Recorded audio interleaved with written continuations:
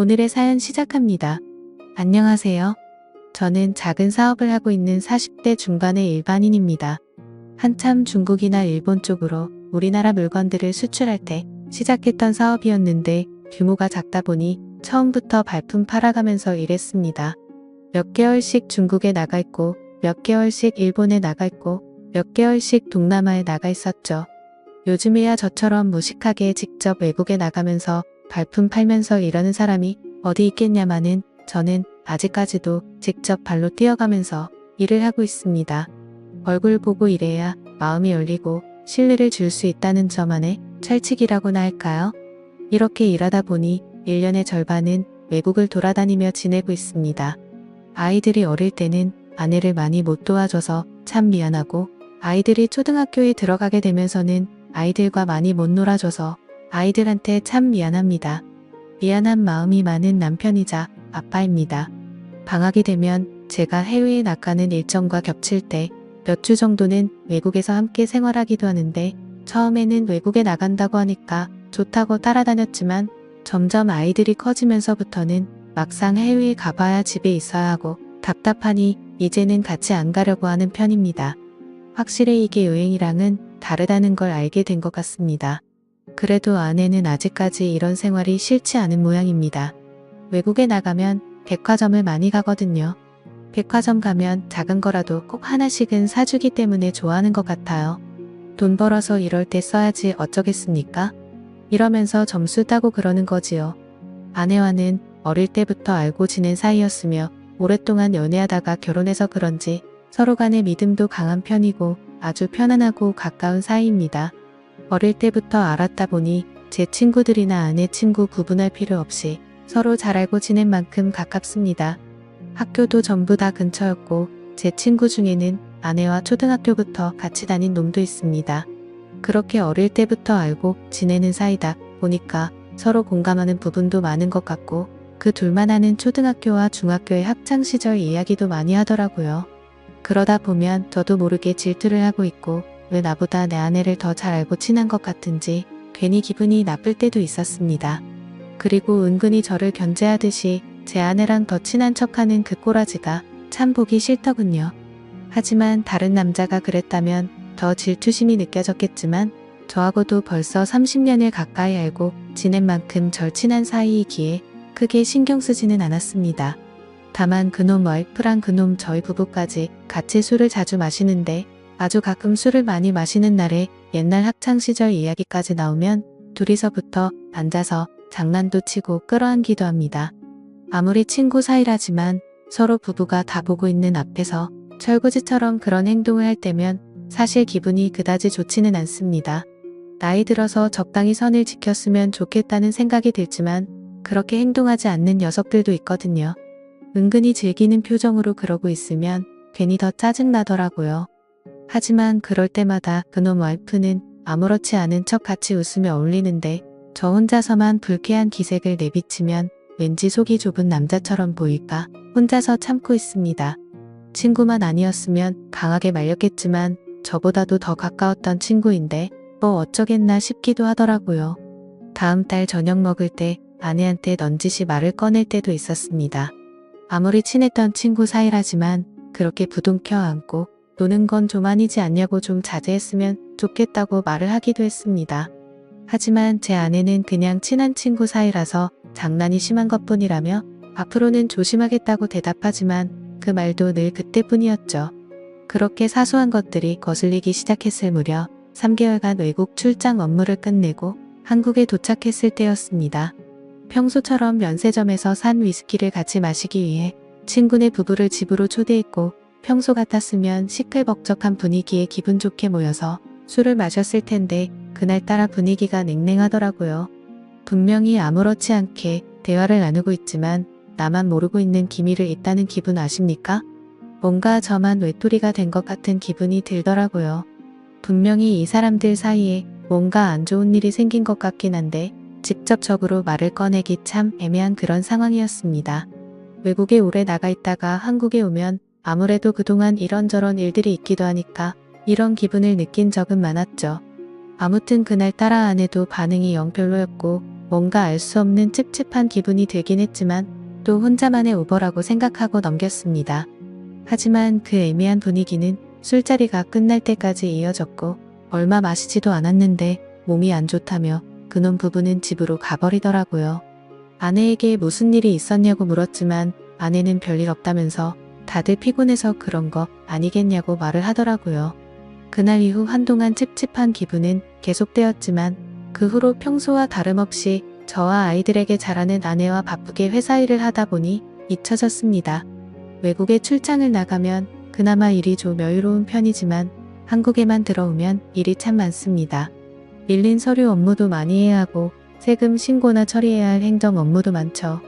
그날도 평소보다 늦게 야근을 하고 퇴근하는 길이었는데 집 앞 주차장에서 아내와 그 친구가 말다툼하고 있는 걸 봤습니다. 순간적으로 얼마 전에 냉랭했던 술자리가 생각났고 제가 모르는 비밀이 무엇인지 궁금하더라고요. 저는 뭔가 불길한 예감도 들고 도대체 무슨 일이 있었던 것인지 너무 궁금해서 조용히 차 뒤로 숨어서 무슨 이야기를 하나 들어봤습니다. 근데 이야기가 뭔가 이상하더라고요. 그 친구 녀석이 제 아내에게 왜 요즘 피하냐고 하면서 싸우고 있는 것이었습니다.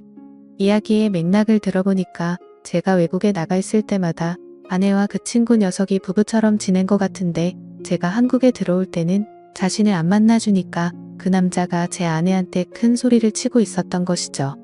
저는 너무 화가 났지만 좀 더 침착하게 이 상황을 녹음하고 곧 제 아내에게 다가갔습니다.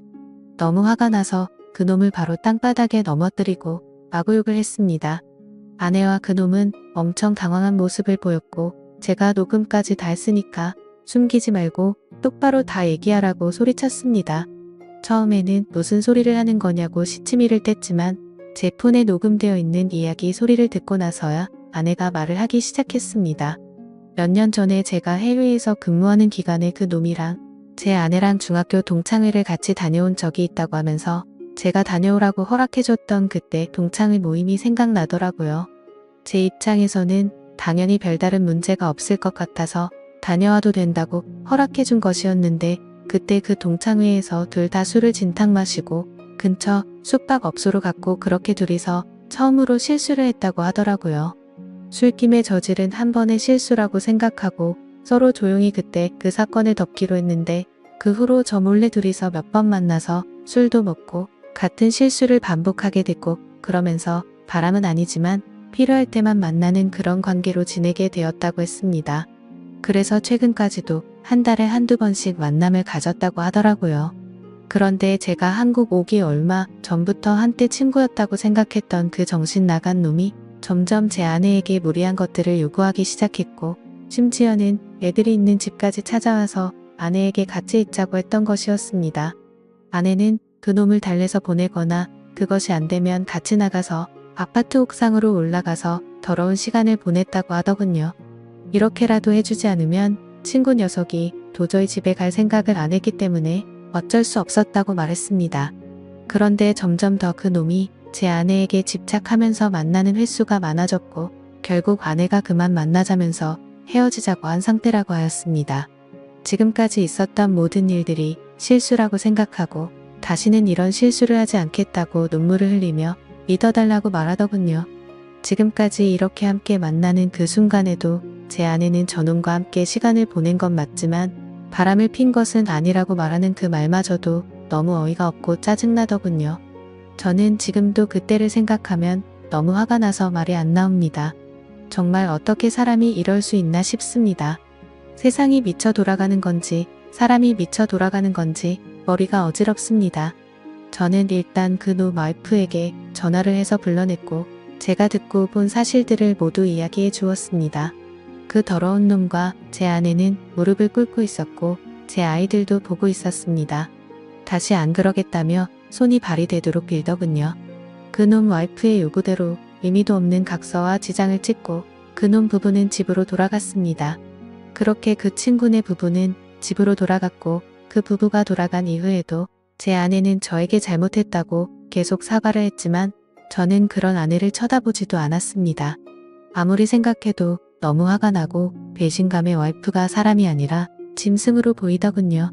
저는 어떻게든 가장으로서 이 집안을 이끌어 나가기 위해 일하고 아내에게 명품도 많이 사주고 애들 잘 챙겨주라고 집에 돈도 많이 보냈지만 그녀는 그 돈으로 다른 남자랑 놀아나는데 썼다고 생각하니까 너무 배신감이 들었습니다. 최선을 다해서 참고 또 참았지만 도저히 화가 삭혀지지 않아서 장인어른께도 전화를 드렸고 지금까지 있었던 사실을 모두 말씀을 드리며 따님을 데리고 가시라고 하였습니다. 그러고는 종이 박스를 구해와서 아내의 짐을 다 담고 당장 내 눈앞에서 꺼지라고 말했습니다.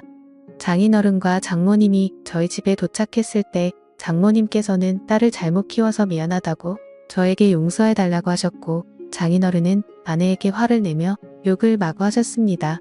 장인어른은 너 같은 딸을 키운 게 부끄럽다고 너를 데리고 갈 생각이 없으니 아까 그놈이랑 붙어먹고 살던지 길바닥에 나가서 굶어 죽던지 마음대로 하라고 말씀하시더라고요.